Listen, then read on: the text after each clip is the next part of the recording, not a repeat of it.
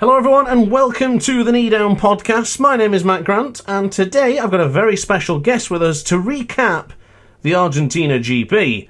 Allow me to introduce you to a personal friend of mine and a former South African champion, British supersport rider, e-sport qualifier, and in his words, a subscriber of the best YouTube channel, Dr. Ace. Please welcome Craig Hades Dickinson. Welcome, Craig. Hey Matt, thank you so much for having me along to chat about it. Yeah, it's a pleasure. We've always had a good rapport, Craig and I, when it comes to talking MotoGP, whether it's in the Discord server, chatting, messaging, whatever it may be. And this guy, he knows racing. He's been there, he's done it, and I'm really excited to have you on board tonight for our little podcast. So I think we're going to just pretty much dive into it. You know, there's a lot to discuss and a lot to talk about. We had a lot of notes what we were discussing whilst watching the race on both different parts of England. And I've got to say, Craig, I'm going to start from the top.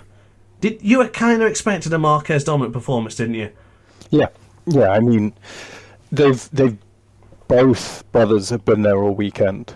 Every practice they've been fast. In the sprint race they were unreal, and even in qualifying they were fast. It was kind of no surprise that they were there. The surprise maybe was how close that it was throughout the race.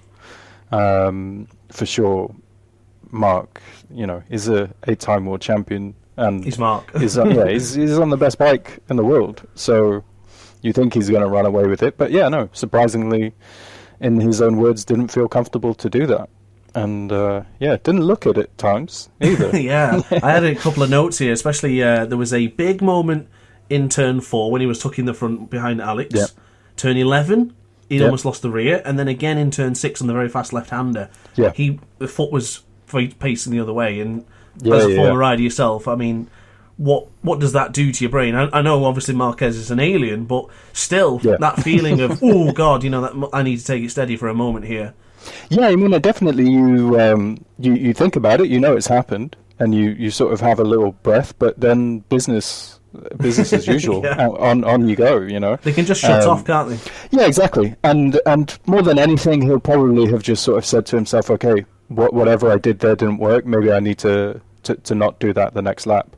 And something I actually learned more recently for all of your bigging me up is that Mark changes his riding style as and when he needs it to, and maybe that's what that was. Maybe he was in the process of figuring out, okay, do I need to change how I'm riding? Do you think? I mean, I remember watching diligently for Valentino Rossi as he got older, and the fact that he was getting lower and lower to the ground to the point where he then had the elbow sliders on and then the top sliders on, all protecting his arms.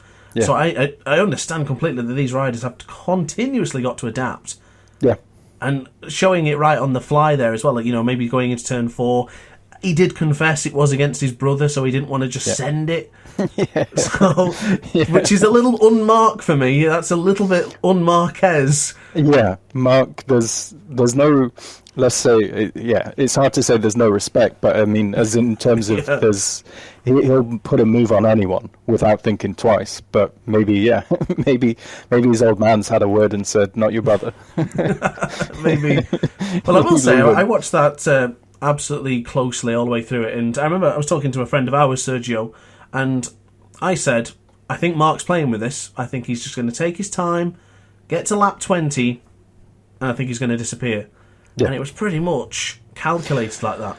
Wasn't far off. I mean, I think maybe it was just before lap 20 or on lap 20, he made that initial move, and I thought, okay, here we go, and then Alex came straight back at him, because Mark obviously blew the corner, but Alex retook the position and then got his own head down, went in, set the fastest lap of the race, quickly followed by Mark. But I thought, okay, maybe Alex was waiting around and just biding his time. Waiting for the lunge, possibly, yeah. He's seen that lunge many times before. Yeah, no, exactly. But then, I mean, I've just had a quick little glance at the sort of lap-by-lap analysis, and Mark didn't do anything exceptional. He didn't blow them away at the end. He just had more in him at the end, where he could do like a mid to low 38.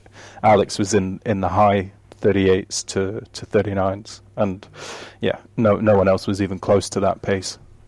I mean, the reason I asked you at the beginning was just about you expected this fully. That, I mean, he's in your fantasy league. Marquez doing wonders for your fantasy league. Yeah, it makes sense. But for me, I had this feeling all weekend that the Argentina, not curse, but something would go wrong. We would get rain, a crasher would happen. And I wasn't fully convinced that Marquez would just completely dominate. And now I think about it, hindsight is a wonderful thing. It really did seem obvious that Mark was going to win this one. But at the time, I couldn't help to feel that there was something else. I mean, I would actually say the surprise, the elephant in the room, was seeing Frankie Morbidelli on the podium. Yeah, I guess that is my surprise of the weekend. And shout out to Frankie, and wearing the Morbidelli top. Finally got a reason to wear it. I mean, what was it? It's something like 1,414 days since he was on a podium. So, yeah, I mean, that's a long time. He was on the podium in a sprint last season, correct? Yes. Mazzano, maybe. It's always tricky with these records when they change the format. It is. Because they have the sprints, but they don't really count them. Which I kind of agree with, because it messes the history book for everyone then. Like Superpole in World Superbike, you have Jonathan Ray winning like 116, 120 races or something. Yeah. Compared to the older guys, they're going to be like, well, that's not fair. Yeah. I only raced twice in a weekend. I would have won more if I had 5 races a weekend. Yeah. But no, I mean, it's impressive from Frankie because, for sure, someone mentioned it in your Discord about where's Frankie come from all of a sudden, and I said, well, he's got a soft rear tyre. They gambled on that. One of, I think, only 4 teams in total who did. And who was the 4th? It was Chantra, Digia, Matt, Frankie, and Aldiger. Okay. Yeah, so I believe so. I think it was the 2 rookies and the 2. Nothing to lose with the long lap penalty. Yeah, exactly. Yeah, may as well go out get some early pace in. I thought for sure Frankie was going to fade off, but didn't fade off, and apparently he's not been very well all weekend as well. That's right. Yeah. So Frankie even more reason you'd have thought, he'd fall off. He's stuck to it. And Peco slowly came back towards the end, but again, Frankie, second win from Frankie. Yeah, held off and said okay. And it does make me think: did all the other riders make the wrong choice to go for the medium?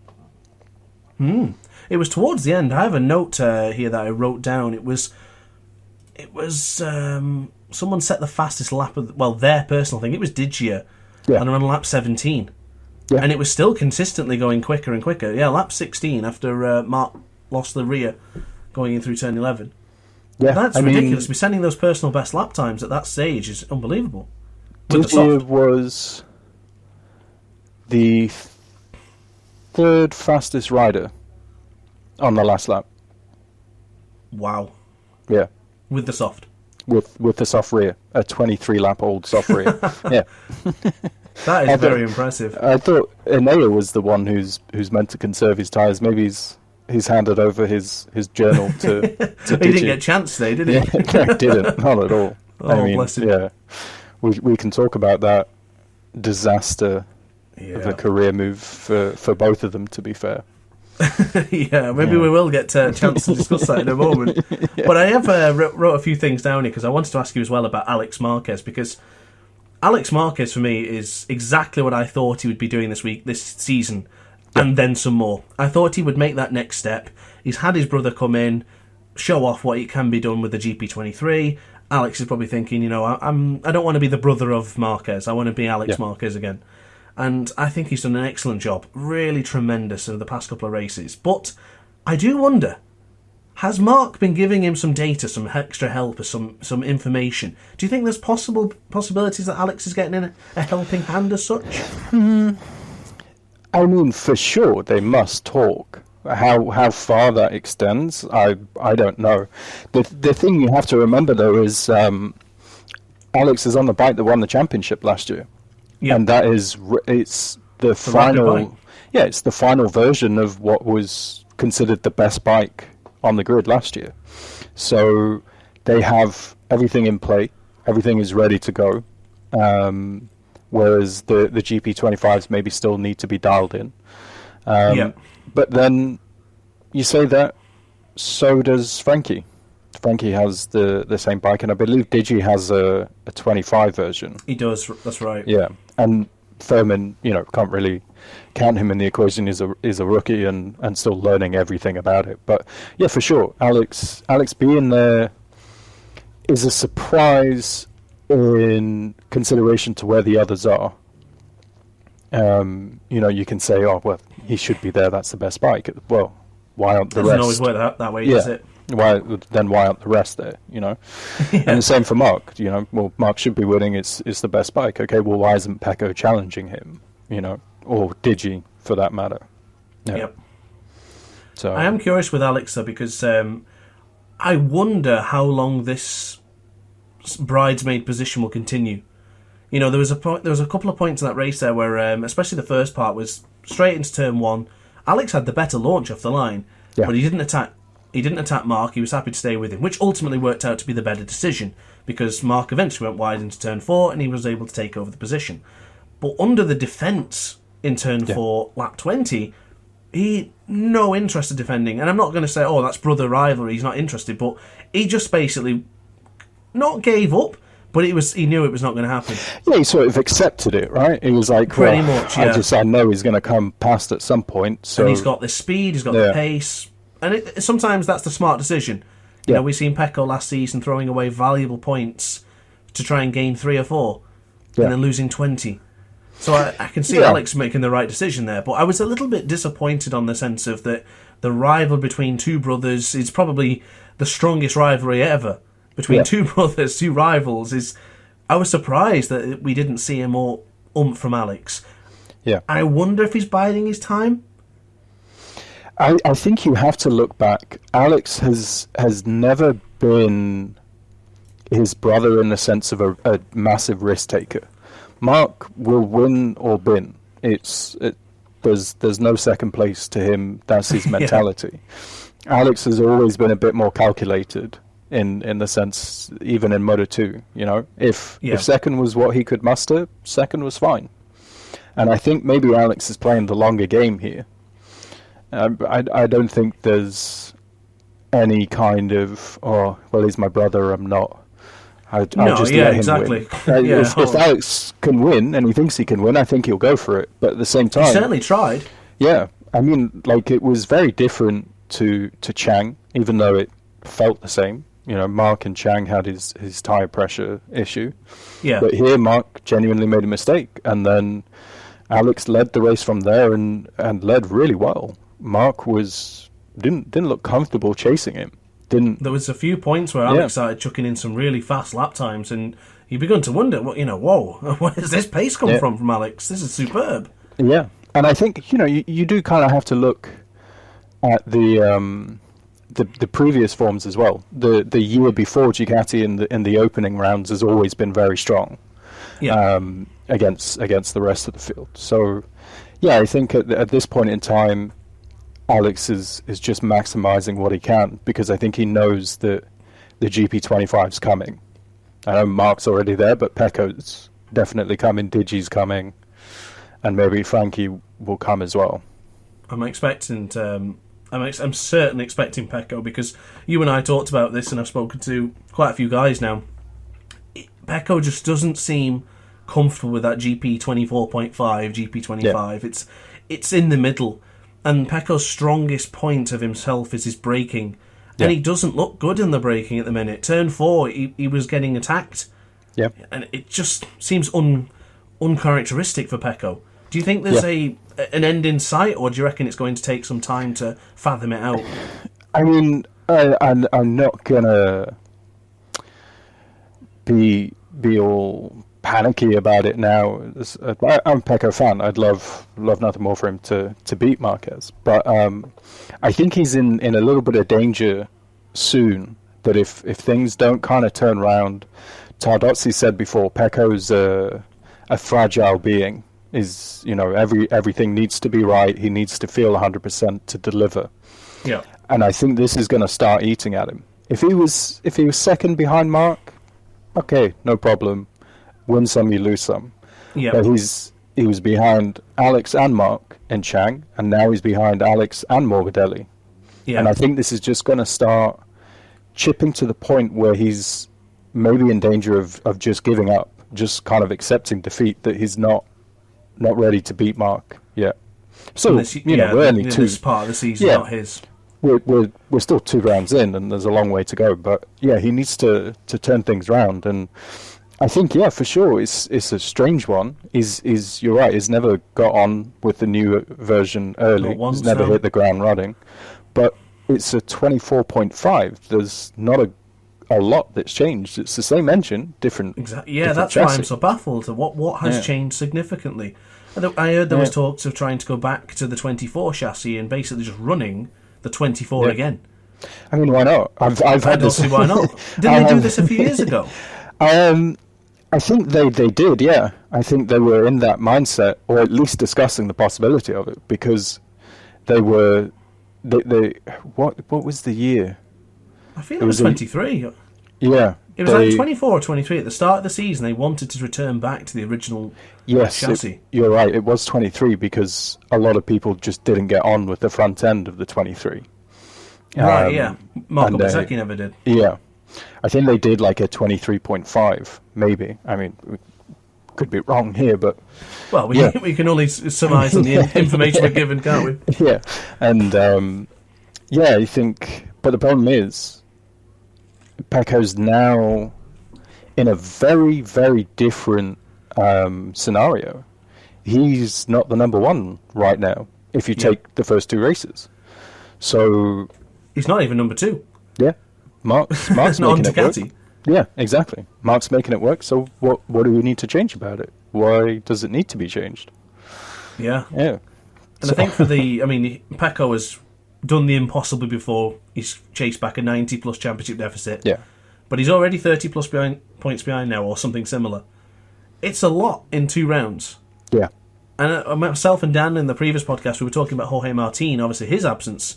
And I said on the possibility that a rider wins every single race and sprint, by the time he could return, it would be 74 points behind. Yeah. And he's not going to be back at all. So for Peco, yes, he's not losing significant compared to like Martin, but he is losing that sense of momentum, which Mark is just stealing and just gathering. And that once you're in your head and you can't... I do feel towards Qatar, things will change and he'll get it sorted out, but this 3 rounds, he's going to lose a lot of points. Yeah. He's got to turn it around. I think in America, he's definitely got to be there fighting for the win and maybe settling for second. But I don't think he can afford to just continue to be beat by the other Ducatis. No. And Mark. Mark's pretty special in America. But maybe that's a confidence boost for Peco. If he can beat Mark there, then... Yeah, I do agree. Anything's possible. In the past, when Peco has shown that sort of glimpse of being the best rider in the world again, his momentum, his entire being changes. Yeah. He's not in the garage looking gloomy. He's in the garage looking like a menace. He can't be touched, and that can happen just over 1 race victory. Yeah, no, entirely. I heard whilst you said there about Martin, I heard a really interesting comment from the Aprilia boss. He basically said Martin's not a championship contender. This year's over for him. And I thought that's a really, really interesting kind of comment to make as the team boss of Aprilia, who worked so hard to get Martin in Aprilia. And you've already written him off. Two rounds into the year, yes, he's missing 3, maybe 4, but you've already written him off publicly. Do you think there's more to it in that, or is it just looking at the Ducati level and thinking we can't? I don't know. Maybe it's a bit of PR because they're trying to change the rule, aren't they, to get him to it's either to test or to come back and do test a personal test with the bike just to get used to it again. Yeah. Which I don't disagree with, but as you and I discussed, opens a whole can of worms then. Yeah, exactly. No, it's, at what stage does an injury require that kind of comeback test? I think I think people will allow it. Ducati in the past have kind of, more recently, have never been ones to say, yeah, okay, do what you want to do. They know it's their championship, don't they? They have the two best riders in MotoGP. They know that. They're like, yeah, go ahead. It'll help? Do it, sure. Go ahead. So, and I think maybe the media are playing a little bit, saying Ducati are the ones who will say yes or no to it ultimately. But just a really interesting point to kind of make about your number one rider and the current world champion to just sort of write him off as early as done. as 3 rounds in. See you next year. Yeah. Well, I hope he comes back and he's fit and he's healthy and he can crack on with it as normal. But it's such a sensitive injury for Martin that it's genuinely scary that if something goes wrong again, it could be it. Yeah, and you sit and you think about it and you think, oh, he's just broken a little finger in his hand. How can that be complicated? But it's a career ender for a racer. It's I don't know a lot about it. I never was fortunate enough to never do it to myself. But it's very similar to what happened to Tosland, and he took a step away to continue playing the piano, I believe. I think he still has issues with it even to this day. Yeah. Which is a bit concerned. But I'm going to change the topic ever so slightly because I've just seen on MotoGP.com a moment ago about the rider of the day. Yeah. We've already discussed ours, but of course the guys who are listening to this wonderful podcast have not yet to hear it. So Craig, tell me, who is your rider of the weekend in Argentina? Yeah, you got your candidates, haven't you? You've got Mark, for sure, for being Mark and dominating. Alex for being the only one who came close to trying to beat him. Ogura, amazing Another great performance. Second Grand Prix. But for me, it's Zarco. I think for how well he did on the Honda throughout the whole weekend, it wasn't just the race today. Front row. Yeah, got himself on front row. He had a bad start in the sprint, but fought back to fourth, and he was Didn't there. have the best of starts in the race either, did he? So it's not... No, and he did come back. I think he came back to fourth, and just Honda still have a long way to go. They're there, but they still have a long way to go. They can't overtake anyone seriously. Although Zarco certainly tried. I wrote a note here simply in caps. Zarco third, lap 1. I think he just managed to get past on Peco, and I was loving it. I was like, bloody hell. That is a top job, that is. But no, again, just he deserves it because no one else seems to be mentioning him, and no one seems to be making any kind of deal about the fact that, Honda aren't back for sure, but they're making the right moves, and Zarco's the one pushing it forward. He is consistently the top Honda. Through all the misery years of last year as well. Still was the only man and the only shining star. Yeah. But towards the end of that race, I noticed a couple of things. I wrote a few things down regarding Luca Marini. He seemed to get a significant amount of speed towards the end of the race as well. Yeah. Which I'm really pleased to see, because I think a lot of people are very quick to say Johan Zarco and me are the ones doing the business and trying to do it. But clearly Luca Marini's doing what he can. Yeah, I mean, Marini was he was like a 10th behind Marini at the end of the race, and he was faster than him on the last lap. It was like a 5-second gap, I think. Yeah, finished 1/10 behind him, which fantastic. I think this is kind of becoming a little bit of a trait of maybe the VR46 Academy is don't show your cards on day one. Just quietly go about it, do your business, progress up, and when the race comes, then you show your cards. But fair play to the Hondas. All three of them, barring Chantra, were ahead of the Yamahas. So I think I haven't got the list here, but I think it was Jack Miller again, though, ahead of Fabio Quartararo. But of course, Fabio Quartararo did get punted by Marco Bezzecchi in turn 1. But Alex Rins at the top Yamaha was a nice sight. Yep, just behind the Hondas. Well, position-wise, not time. They were another 6 seconds behind the Hondas. Yeah. But that's a big gap. Rins, Miller, and Quartararo all there or thereabouts with each other. With Maverick separating them in 13th. Yeah. I did notice Maverick going in. I sent you a message actually when he walked in and all the fans were trying to get his attention. I have never seen a such disconsolate Maverick Vinales since Yamaha days. Yeah, not happy. And Oof.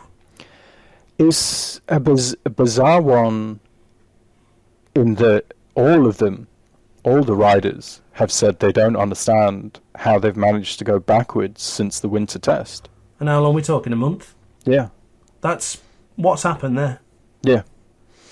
I mean, there's theories, and the one I heard is that KTM never tested the full bike. They tested parts of it and components of it, but not the whole package at once. So, yeah, the swing arm's great, forks are great, but together they don't work. That's a bit surprising, though, don't you think? Is how sensitive they are, how sensitive the bikes are. You know, if there's something just a little bit out, then you're going to notice it, and you're going to notice it over 23 laps as well. If there's I'm more just these concerned minor that KTM haven't.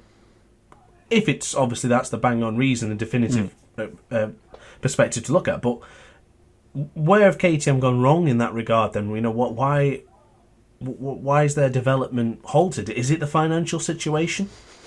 I mean, it could be. I think that's definitely a part of it. They're for sure thinking ahead to the future. Are they still going to be around? This year was set. You don't go into MotoGP without a clear plan well in advance. So even with the impending problems, they've always said the MotoGP team is a separate company from KTM itself. Yeah. So this year was budgeted in and set and ready. Maybe they've just gone backwards. I've not heard of Danny testing as much, or that his testing's going well. Normally, you know, Danny's leading these private tests wherever they are, but not heard anything from there. And it's been very quiet on that side, hasn't it?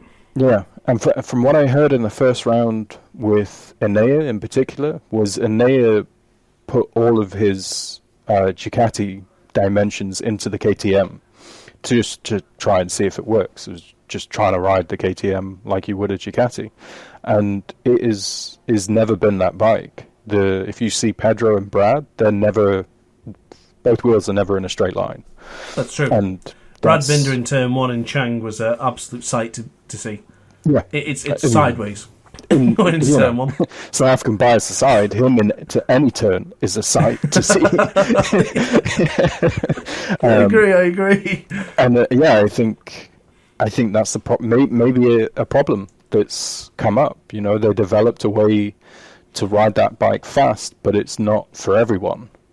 And maybe now they've got 5 different really good riders with really good feedback trying to steer the ship.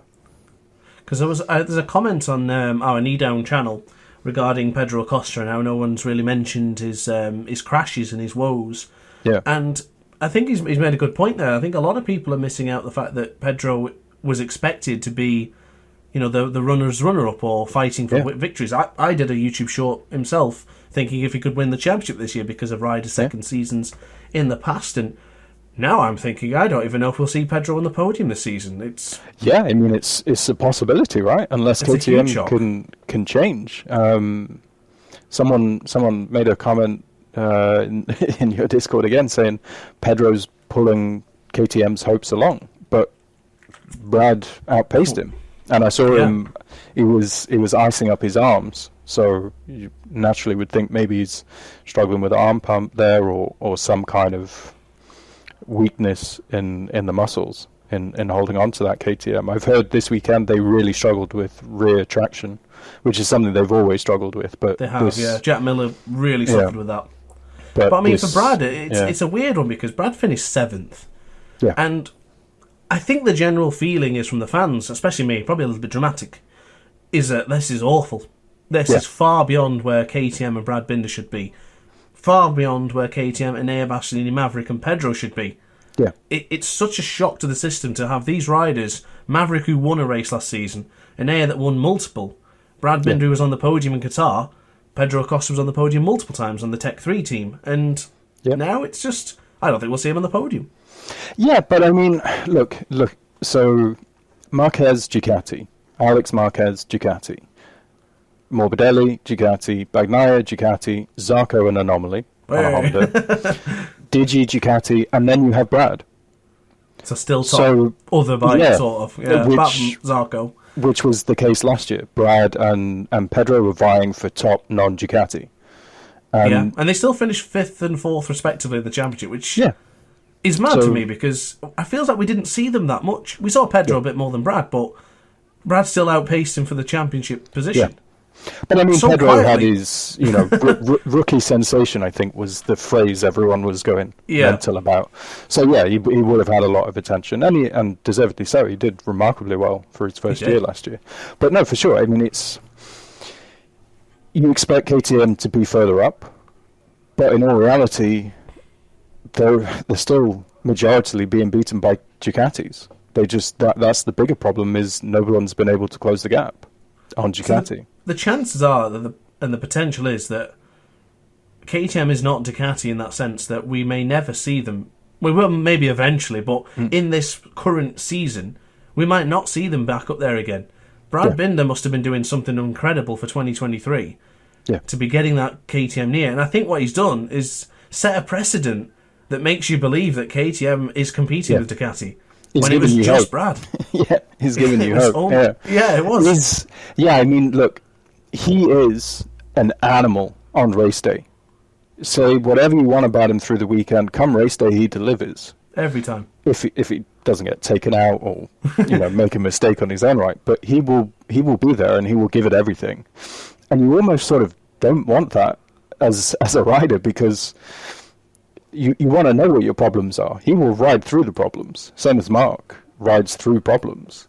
So then why do you need to fix them if there's a way to ride through them and it works, true. Kind of thing, So for sure. I mean, I think to circle back, the money situation is obviously going to be a problem for KTM. There's only so much they can do. I think maybe they've just tried too much this year. They've tried, rather than focus on one key area, they've tried to fix everything and improve everything. Throw something at it until it sticks, sort of approach. Yeah, exactly. 100%, I think, and that's been the biggest problem for a lot of the teams, is they're behind in braking, they're behind in engine output, they're behind in cornering. That Ducati is so well-rounded that it is. The rest of the bikes don't know, where do we make up? Or do we make up everywhere? It's probably fair to say that the Ducati's been the most overall package ever in a MotoGP season. Yeah. No, compared to sure. Every other year from my experience of watching since before 2010, the Yamaha has always had its superior cornering and speed. Yep. You then got the Honda's got its incredible braking. You see Marquez, you see Stoner on it, just slamming on the anchors. Ducati's got the ridiculous speed. Now it just seems that Ducati's got everything. Yeah, it's unbeatable off the corner. It's unbeatable into the corner. Where do you pass it? One or the other works. You can beat them out the corner or into the corner. But when they're the best in both, you're going to struggle. That's it, isn't it? You're done. And I think you got to give them more credit to the likes of Johan Zarco, who's actually looked genuinely disappointed at the end of that, which I'm surprised at. He should be knocking himself. He should not be knocking himself. He should be patting himself on the back and going home to enjoy his time and to play some music like he always does, and think, what a bloody good job I've done this weekend. Yeah, top non-Ducati. When was the last time Honda were even there? Mark, probably 2019. Mark's. I think it was. I think it was. They were saying it's the first time in 6 years or something that they've been in the top 6. Or it's unbelievable. Unbelievable. Maybe he gave himself too much hope. You qualify on the front row, you're not going to be happy with 6. Granted, possibly, yeah. I mean, I think we have seen some decent performance actually between 2022-23. We had Paul Espargaro on the podium. Marquez won in Mazzano. I think it was 2022. I think. Yeah. So there's been splashes of good, but this genuinely looks like not a one-off performance. I think we might see a Zarco podium in the season. Yeah, no, for sure. And it builds a lot of hope. And I'm not. Personally, for me, looking at it and thinking, this is an absolute fabulous performance, because I think it's setting that tone for the future. And I think Zarco is obviously disappointed about the initial thought, Yeah. but I think deep down he knows he's done a terrific job. No, for sure. I mean, look, no rider's happy finishing second or third or worse. You know, you can kind of reason with yourself if you're on the podium, but if you're not, you want more. You're there to win. Otherwise, why are you there? It's human nature, isn't it? We always want more. Exactly. So, but to get that Honda where it is now from where it was last year, where points were celebrated, to now, you know, top 5. That's amazing.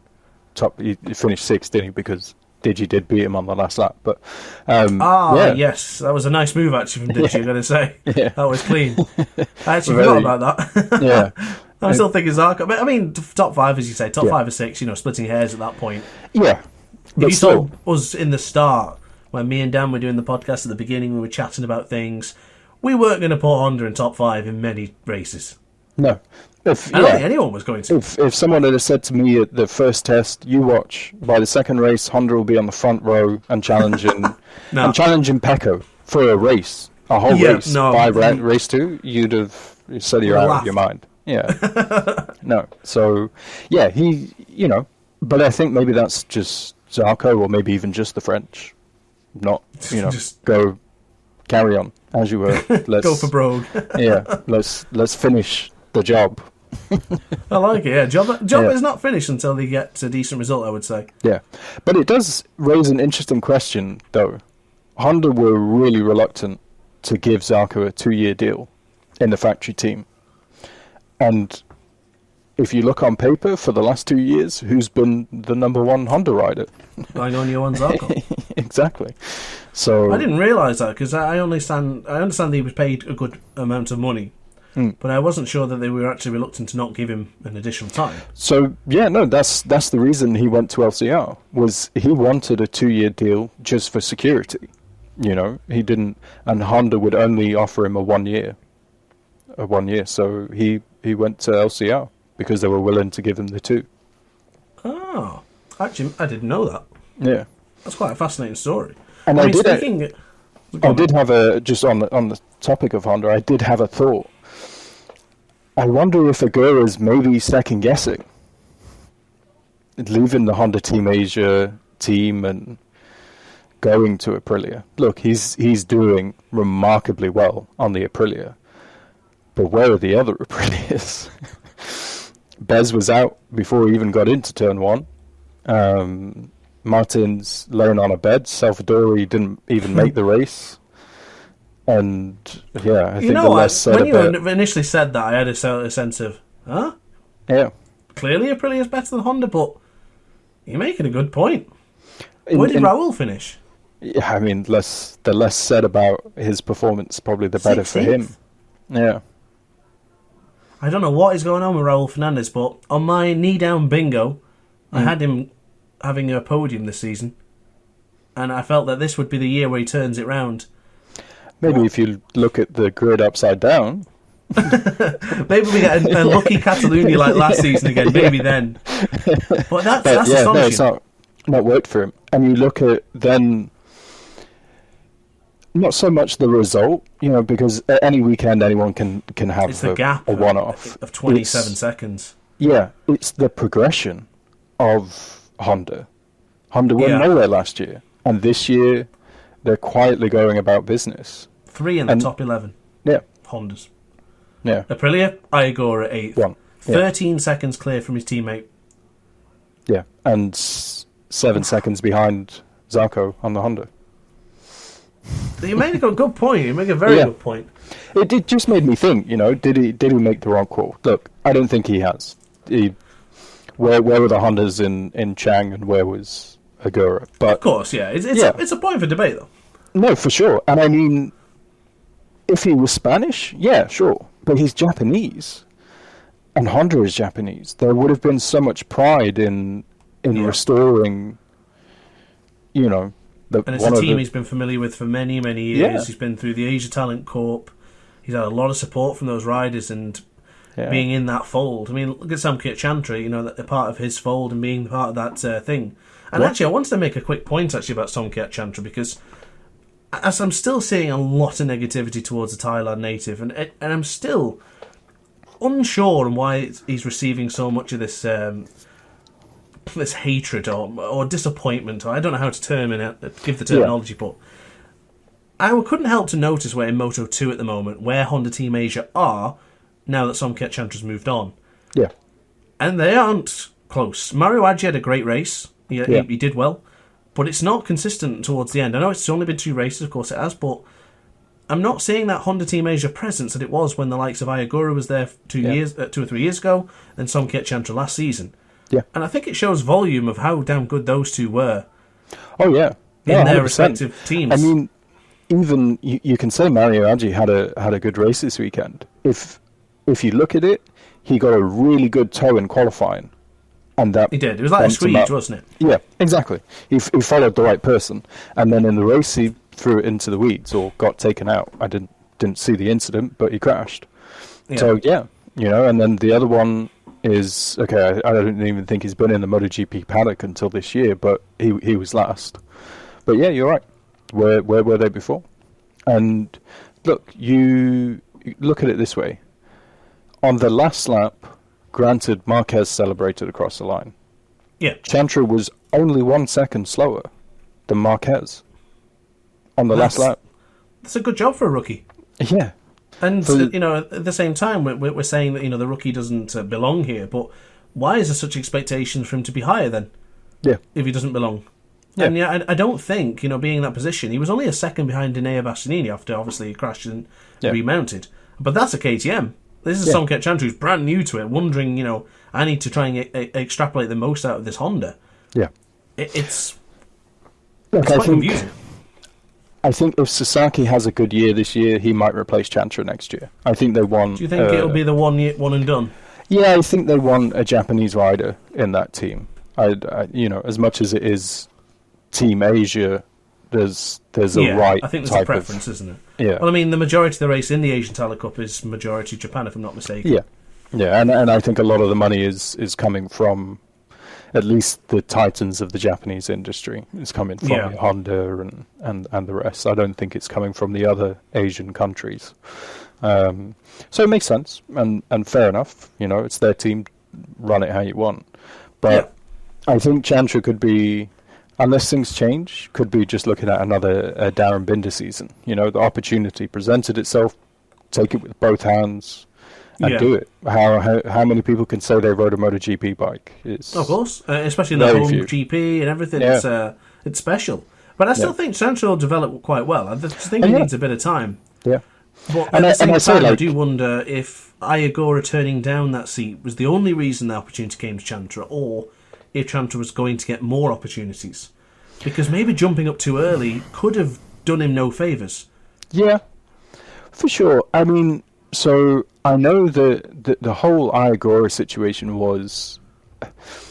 Ogura was meant to go up last year, and he said, no, I'm not ready. I want another year in Moto 2.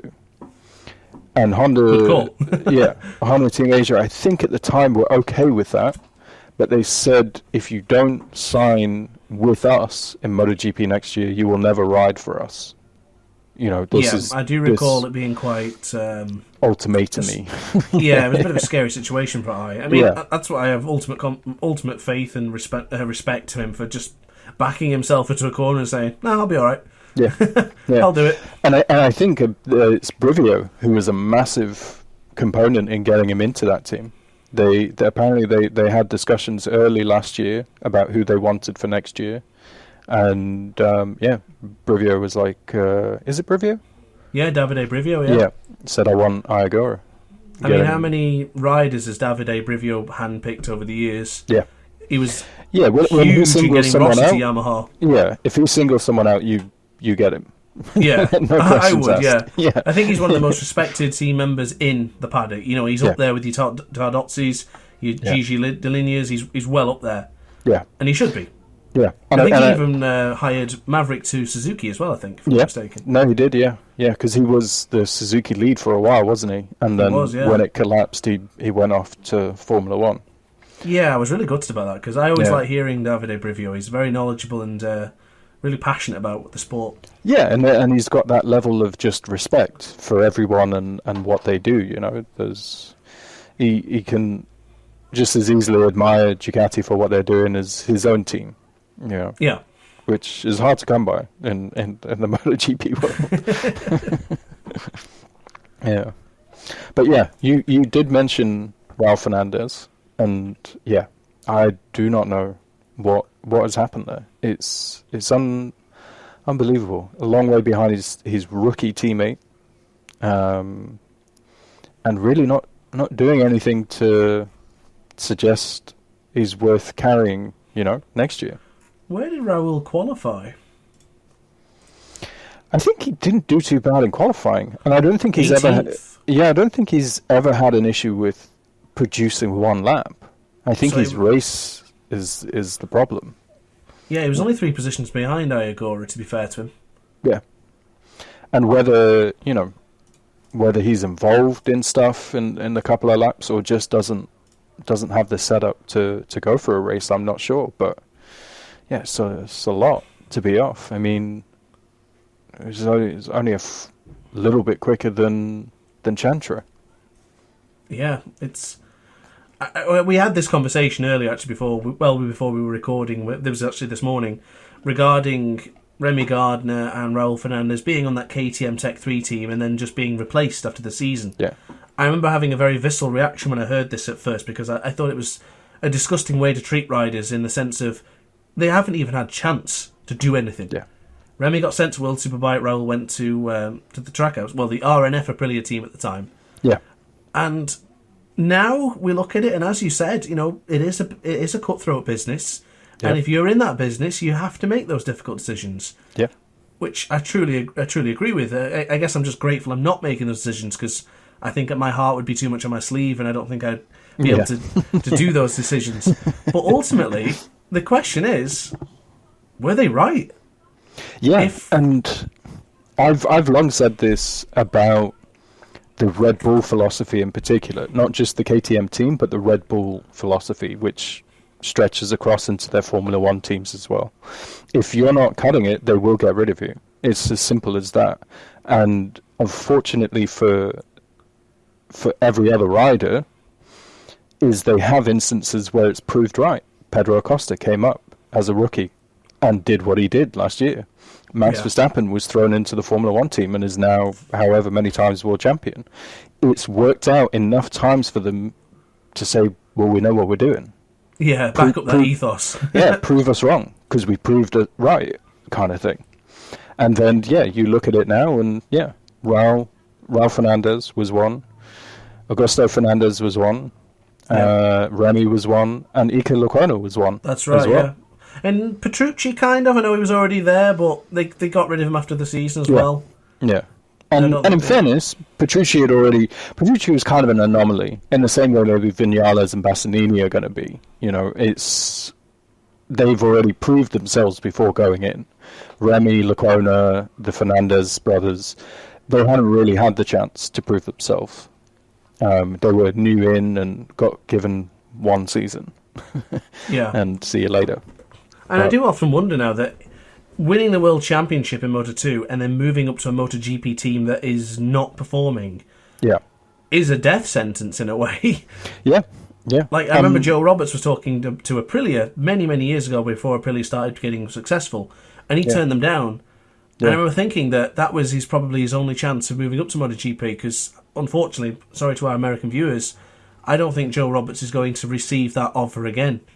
I think the level now is just so high that it's going to be difficult. Potentially the only avenue for him now is through the American connection of Trackhouse racing.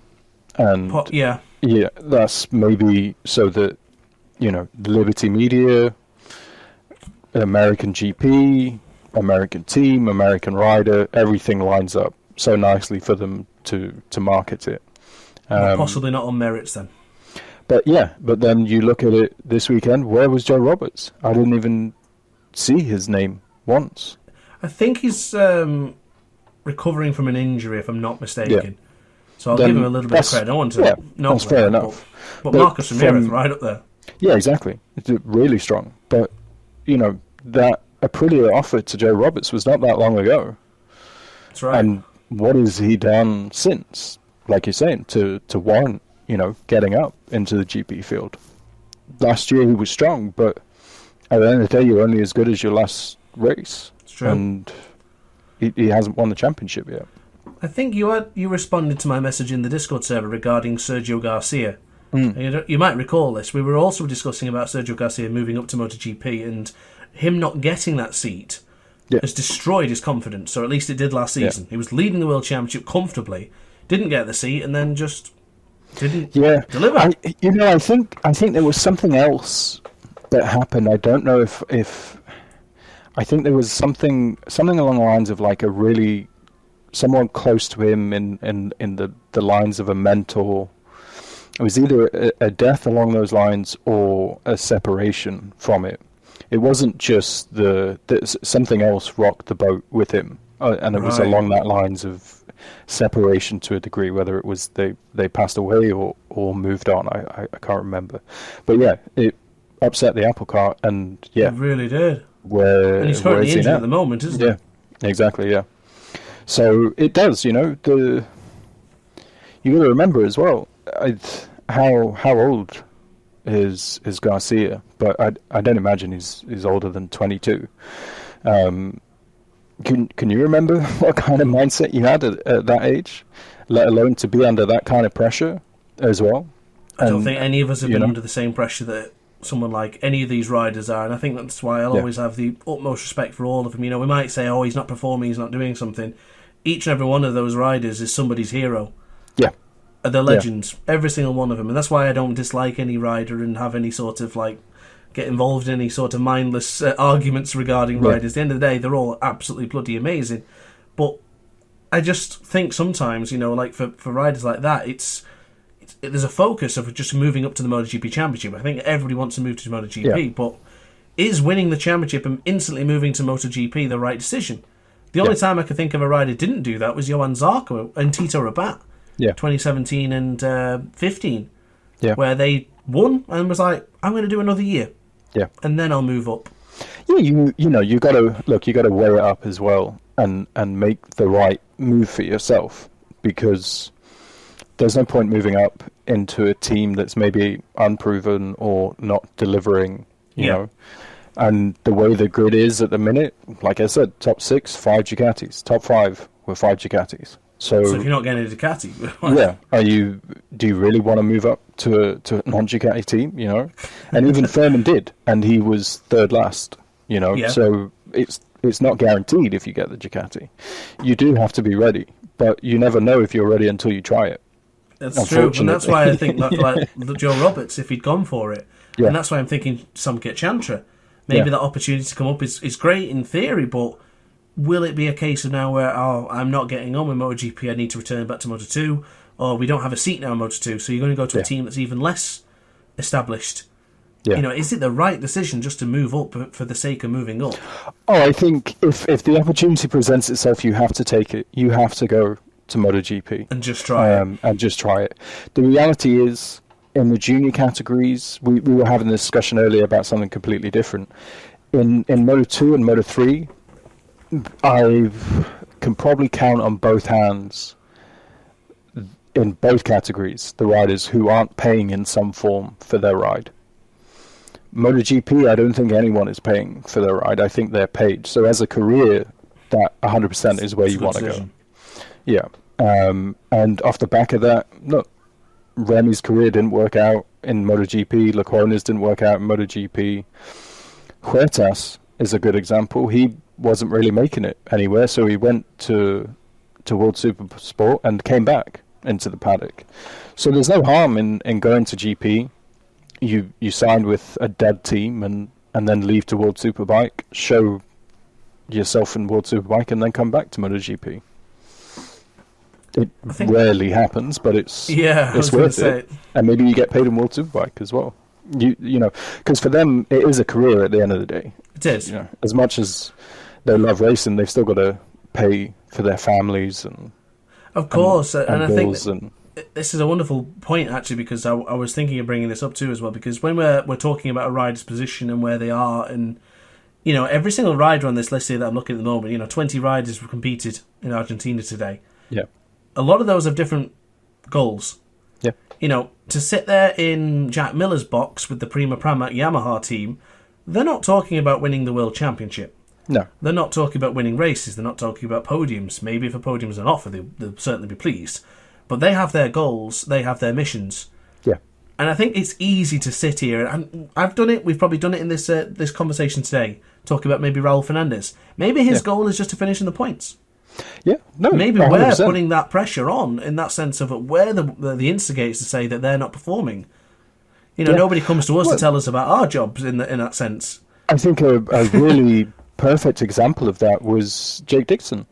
You know, he surprised himself by winning today because his goal was top 5. He said, "Give me three or four races to kind of figure out the Boscoscura frame, and then we'll see where we lie." You know, he was not expecting to be where he was today. And you're absolutely right. They all have their own their goals. I'm pretty sure Chantra's is to get as close to the points as he can, but just finish the race, get the experience under your belt. Based on what Honda was last season. Yeah, exactly. Try and finish close to them. Yeah, I mean, you know, and more than anything, Honda need the data. Yeah, and that's true. And you don't transmit data from the gravel on lap 5, so you can try. They're not going to pick up much, though. Yeah, exactly. So no, it's look, I'm sure the Pramac Yamahas probably just be as close to the factory team as we can. Zarco is just be as French and as violent and as just send it, mate. Just send it. Your last couple of years of your career, mate, just go for it. But, it'll be a sad day when Johan Zarco retires, I can tell you that. No, for sure. I mean, he's one of the last kind of characters in that paddock, and I mean a lot of his character you don't see, but he's as you said, a very keen musician. He's always first at the parties afterwards, and everyone loves him. Miller invited him to his wedding, you know. So do you know one thing? I remember seeing, I can't remember where it was a long time ago, and I don't know that Johan Zarco ever conquered this, but he still says at this point when I watched it, he used to feel sick on the grid with nerves and excitement. Yeah. And I do wonder, because he looks rough sometimes when you look at him on the grid. He genuinely looks like, please don't talk to me, leave me alone. Yeah. And I know people have different personalities. You know, like Rossi was waving to the crowd, you know, fingers in the ears with the buds and such, or he's doing the thing with the bike. Lorenzo's like, please just do not even try and talk to me because I am in the zone. Yeah. And then Marquez he's cheery as well, and they're seeing the different personalities. But I always think of Johan Zarco in that instance where he's so nervous. He's feeling sick on the grid, but he's ready to go to fight. And he's ready to go to war. It's amazing. Yeah. And I think there are a few riders who get that, you know, those nerves, and it's just kind of, you see a lot of them now, which you didn't used to see. They all take a walk back. They go out, they get on the grid, and then they walk back into the box. Whether it's, I remember Lorenzo was the first person I remember seeing do that. He'd come very late, headphones on, towel around the neck, you know, leave me alone. Peco does it, Fabio does it. Yeah. I think probably the majority of them maybe now. Yeah. How were you like when you were racing, though? You know, I was fortunate. Really, until I got to BSB, we didn't really have that. You know, you went out, formed on the grid, had your warm-up, and then we still must have felt nervous. Yeah. Oh, yeah, for sure. Yeah, for sure. But then, in BSB, then you get the 5 minutes before, you know, the 5 minute board and this and that. And it is. It's like you're just sort of sat there going, you know, because you get ready to go out of the pits and you psych yourself up there. And if you're Rossi, you touch the foot peg and whatnot. And then you go out and then you get to the grid and you got to wait. It's just an adrenaline dump. Immediately. That sounds awful. Did you have any rituals? No. Nothing like that. I put it was always my left glove before my right. No, you know. Oh, really? If I did it the other way, I took them off and redid them. So I don't know why, but it was just always had to be the left before the right. I can't remember who it was. Was it Petrucci who used to roll around on the floor? Yeah, a lot of riders do. So if you get strange how we all kind of have the same mentality. So if you get new leathers, you just need to either get dragged a little bit on the floor or roll on the floor and just get a scuff or a nick in them, because then you're not going to crash. Oh, right. So like when you get new shoes and someone steps on them. Yeah. So, they're dinged already, so they're not, you're not tempting fate. Zonta van der Goorberg, there's a clip of him at the minute getting dragged on his backside round the thing. I think it was Zonta. Yeah, no, there's that, yeah. Yeah. And a new helmet, some people will put just the smallest of nicks inside of it, just like on just a tiny little scratch on the paintwork, so it doesn't scratch. That's brilliant. Every single rider I speak to from now on, I am going to ask that question. Yeah. I'm going to ask, what sort of rituals have you done to make sure your clothing, suits, helmet, boots, whatever it may be, is embedded in, it's ready to go. Yeah. I think it's brilliant. So, yeah, I mean, a friend has had someone else wear his leathers, someone bigger than him wear his leathers so that they stretch out. Oh, so interesting. That he can then get in them. He feels comfortable. Yeah. Maybe they don't need to with these new virus power, leathers, whatever they are. nice little plug. But no, yeah. No, it's strange what people do. I mean, Foggy had a vest. I think it was like a green vest or something that he wore for a race, and he won whilst he wore it. And then from then on, he had to wear it. Yeah. But then, if he didn't win the next time he wore that vest, then that vest is not worth it anymore. It would be something else. Honestly, we're the strangest group of people as a collective. It's you will find anything to reason it. If it didn't happen, it was because something else happened. It's got to be a reason or something. Yeah, it wasn't that. It was something else. Yeah. Well, before we wrap up, I just want to quickly touch on our Moto3 and Moto2 races of Argentina, because although we've discussed MotoGP in quite detail there and thoroughly enjoyed your company here today, Craig, but Moto3 and Moto2 it's really got my attention this season. It always does for me. Moto3 is the pinnacle of racing. I absolutely love Moto3, but the competition in both those classes this season seems to be the highest it's been for some time. Yeah. And where do you start for Moto3 with all those riders and overtakes and bashings and fairings? It was unbelievable.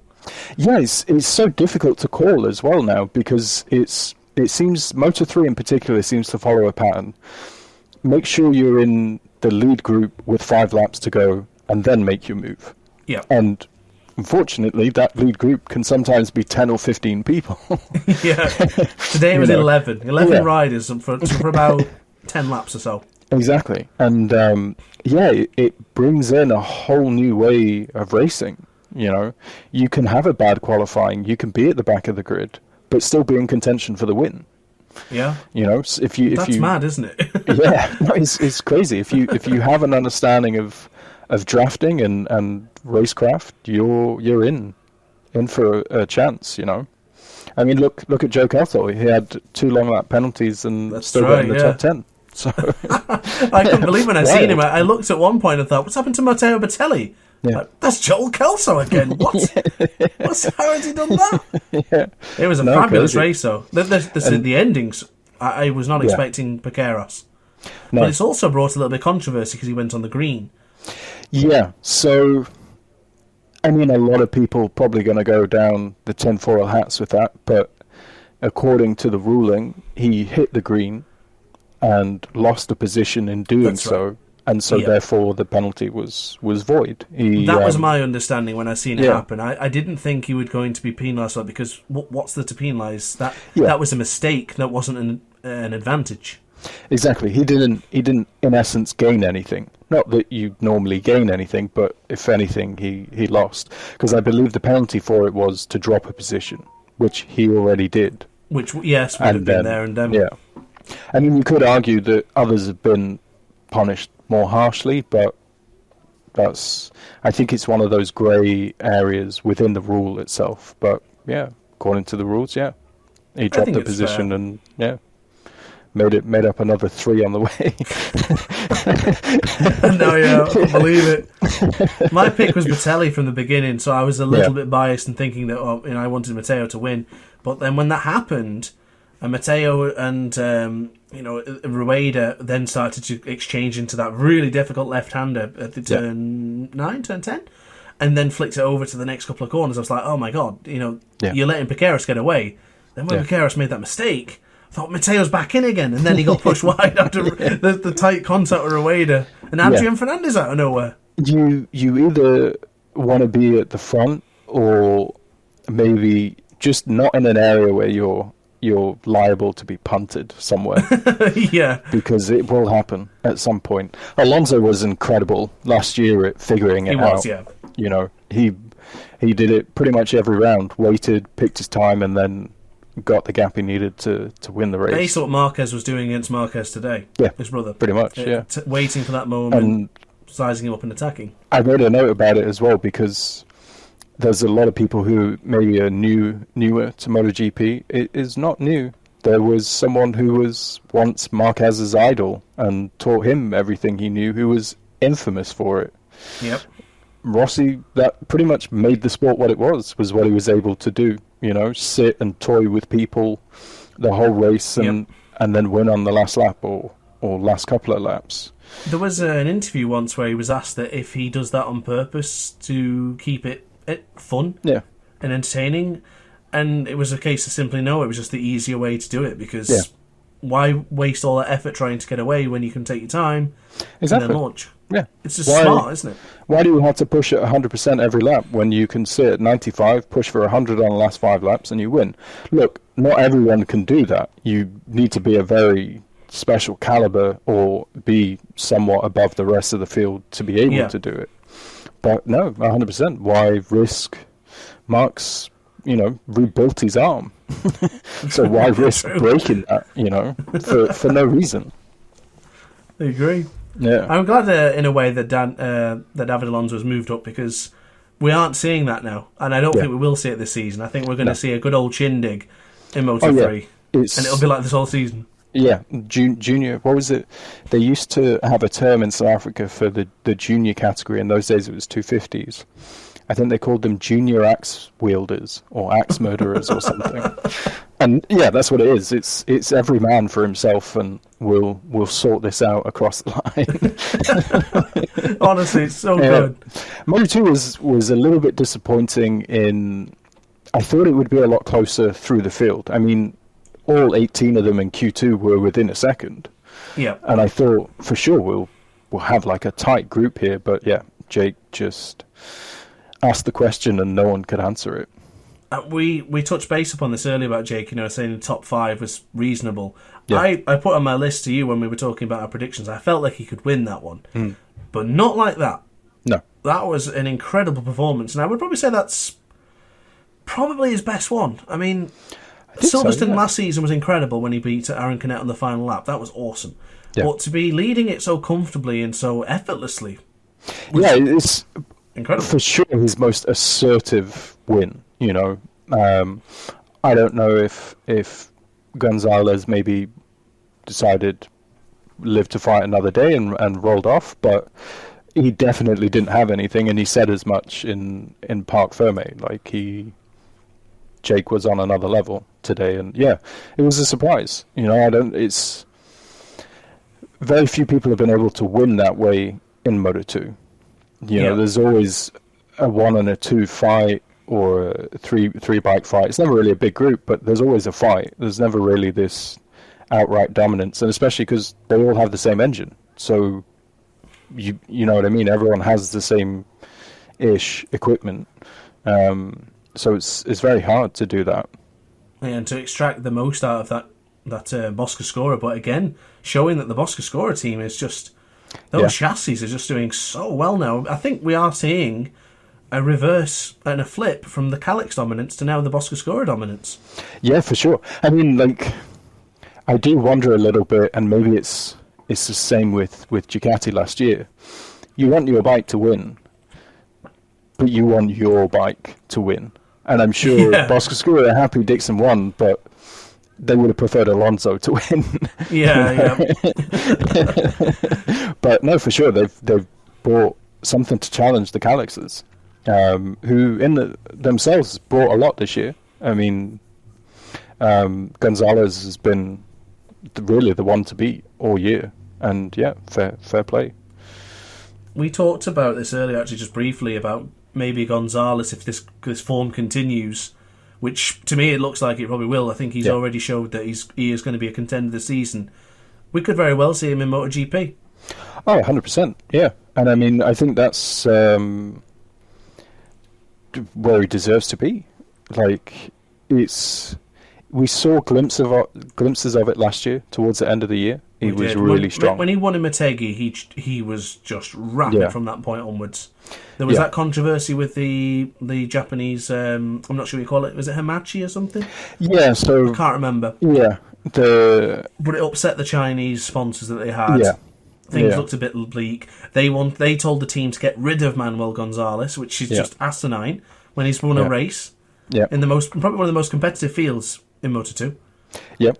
But I think the way China does things and the way the West does things is very different. Not that one's bad or the other's good. It's more just different ways of doing things. So, yeah, I mean, it seems a bit absurd to just get rid of him. But I'm sure the rider. It also shows you just how much offence it actually caused. For them to go to that extent. But yeah, Gresini were very impressive to just say, actually, you know what, we're keeping him and we won't carry you on as a sponsor anymore. Goodbye. I really like that because it shows the passion for the rider first. Yeah. And says, no, we believe in this rider and we're going to stand by him. It was never intentional, and they apologise for making any sort of inconvenience or mistake. But to take it to that degree, I'm really pleased that the team stuck up for the rider in that regard. And motorbiking is a friendly, passionate, family-built thing.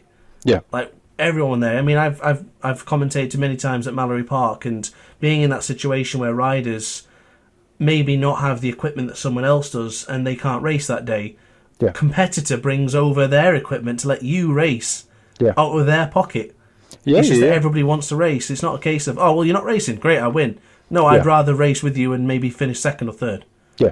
And I think that's what it's about. I didn't get an easy win or something. Yeah, exactly. And just to make sure that everyone experienced it. Yeah. And it's interesting because they didn't exactly leave the paddock either. I think they went and sponsored the MSI team. QJ Motors. Yeah. Because Gresini are now with Italjet, but they moved to a different team. Yeah. I do really like the Gresini livery this year in Moto2. Mm. I quite like I see Darren Binder and it's got the red and the black on it. I think it looks really cool. It's a lot cleaner than their MotoGP livery. I like the MotoGP one though. I quite like the chrome, but now it's got the BK8 thing, whatever that is. It's kind of taken its charm away. Yeah, let's say. Yeah, I think it was designed before acquiring the big blue rectangle sponsorship. Yeah, when that came, everything there sort of changed. Yeah. But no, Moto2 was a really good race. Some really strong performances through the field. Holgado did really well. Talking of Alonso and rookies, Holgado's just gone about his business, I wasn't expecting that. Yeah. I will be honest, I expected Otola, Alonso to be further up. We discussed Colin Via, we felt that he'd be up there too. But Holgado just taking everyone by storm has caught me by surprise. I mean, and maybe what makes it worse for those other rookies is how well he's doing.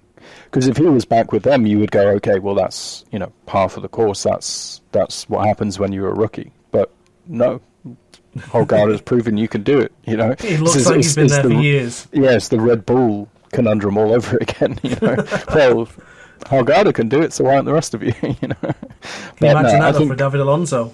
Yeah, I someone think says now we don't need you now. Yeah. We got Holgado. I think Alonso will come there.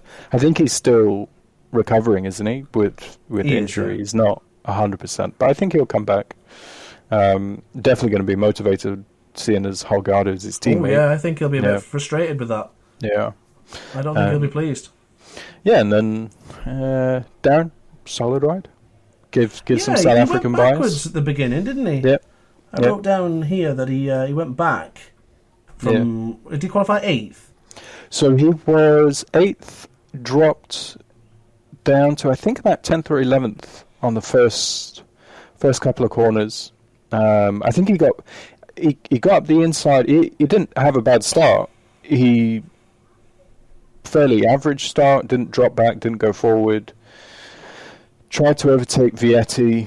Vietti then came back on him and pushed him a bit wide. Not dirty or drastic or anything, No, just racing. Yeah, cost him a couple of places, and then I think it fired him up because he came back with a bit of a vengeance, set the fastest lap at the time, and then fought up and maybe just didn't have the tyre to stay with Vietti, and still came in 6th. It's not bad for him at all. I said to you in the Discord server at one point that I still think we'll see Darren on the podium a few times, and I'm sure that's music to your ears. Oh yeah, I mean, if you look at him in Moto3, once he figured it out, he was a real... And he was a big lad on them Moto3 bikes too. He was a challenger, and his strengths were probably in braking rather than top speed. But I think once he figures it out, and fortunate enough to have spoken to him on a few occasions, and he loves the team that he's in now, and I think it's a big factor for a rider. If you're in the right environment, you've got the right package, things start to go right. Do you happen to know why he chose number 15 when he went to Moto2?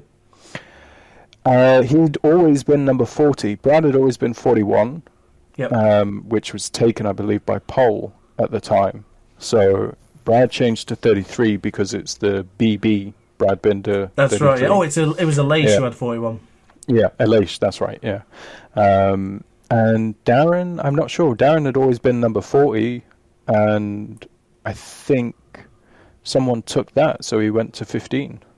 Not Do you know sure. why he went 15? No. I'd have to ask him, but no. I'd love to know that. Maybe that's our trivia question this week. Does anyone know why Darren Binder went for number 15 in the past seasons of Moto2?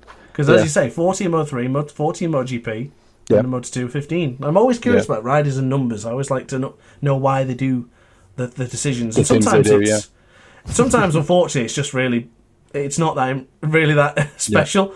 It can be, that's the date of my birth. Yeah, exactly. Okay, that's it then. Sometimes it can be though. But I must admit, I do quite like when someone like Brad has done the BB. Like it has that kind of a meaning to it. Mine was 19, which is an I and a G, which fits at the end of my name as well. So I like finding things like that. I think that sort of stuff's cool, and manipulating it in a way that looks really special. Yeah, it is impressive. Yeah, but Craig, it's been an absolute pleasure to have you with me here today. I would hope you'd like to do it again some point. Oh yeah, I'm sure. I mean, so long as people have enjoyed listening to me, I'd be happy to come back. Yeah, I guess we'll find out. But I will say just a couple of few things just to end off with. I think key takeaways of today's race again: Marquez, top performer. Alex Marquez, terrific. Made up for Frankie Morbidelli. 1,040, did you say 41 days since he was last on the podium? Areth 2020 or something like that. 2021. Unbelievable. Frankie's back. Podcasts are here. We're back. Yeah. Craig's here. It's all good stuff. It's all good fun and games here, ladies and gentlemen. But Craig, any final thoughts, mate, or anything you want to discuss? I don't think we've missed anything from what I wrote. No, I think we got everything down pretty much. I mean, maybe did we talk about Yamaha's downfall? I don't think we touched on it, but we definitely spoke about the performance. But no, it's interesting. It's going to get more interesting, I think. But I've made a stern prediction that this season is going to be dominated by Mark, and I think the only difference is that at the Italian rounds there are going to be some sad Italians. That's he said that. Pretty much, sad Italians, but cheering for Ducati, right? Yeah, exactly. But so they can swing the anthem, but they can do it whilst being not so pleased. Yeah. I think I think Moto2 is going to be the only class where there's non-Spanish winners this year. Yeah. Wait, for the championship, you mean? Yeah. No, just throughout the year for the races. Oh, okay. Yeah. But is Manuel Spanish? Manuel Spanish, but I think there's going to be you've got Vietti, you've got Dixon now. Oh, so you're thinking straight? Well, Vietti is my pick for the championship. Yeah. So I'm still convinced that Vietti will do it. Moto 3, I put for Jose Antonio Rueda. Yeah. I do feel it. But I mean, you got today's race was 3 Spaniards on the podium, and there's a whole heap more behind there as well. They come off the conveyor belt, that line of just talent that just continues to churn out. And they're like, yeah, get another one. We'll have another one. There's a factory somewhere in Barcelona. They are brilliant. Yeah. I love but the fair play. The Spaniards push and love their Spanish riders. Yeah. And they build. It's not their biggest sport either. They're a massive football nation. Yeah. So it's even more impressive when you see how passionate they are, because it's not just motorbikes. It's cars as well, rally. They're really big and passionate with motorsport. I'd love to see it. And my final thought actually is something I forgot to mention. Practice in Argentina. There was a rumour already swirling, and we're already on the second round of the season, that Pedro Acosta might be signing for the VR46 Ducati next season. Naturally, Pedro Acosta obviously brushed it away, which he does, but we could be seeing more Italians cheering for another Spaniard in the future. But I think they'd be... The majority of them, especially if they're still Rossi fans, they were very pleased to see Pedro and not Marquez. Yeah. Well, I don't think Mark's got any hope of going back anywhere near the 46. No person or anything to do with it. But yeah, that'd be an interesting one. I think Dorna are putting a lot of eggs behind Pedro, and so him being there and being the future of MotoGP itself is not what they envision, I imagine. So it makes sense. It could be very interesting next season, and we're already 2 rounds in. Too early yet for that, though, isn't it? There were rumours, weren't there, very early on, that when KTM first announced they were in financial difficulty, Dorna immediately set up a meeting with Pedro and Ducati. On the off chance that KTM couldn't go racing, they were going to find a way for Pedro to go racing. That's mad, isn't it? Yeah. That's when you've got some talent and you've got some support. Yeah. But I'll tell you what we do have support of, and that's the fans on KneeDown. So, guys, thank you very much for watching. Don't forget to like and subscribe wherever you may be. If you're watching on Apple, iTunes, whatever it may be nowadays, thank you. And be sure to like, 5-star review, or what do they do nowadays on these podcasts? Is it a 5 stars? Yeah, I'm a just YouTube guy. Share it far and wide. Share it with all your friends and family. But Craig, it's been a pleasure. Thank you so much for joining us, mate, and thank you for the audience for listening here today. Ciao for now.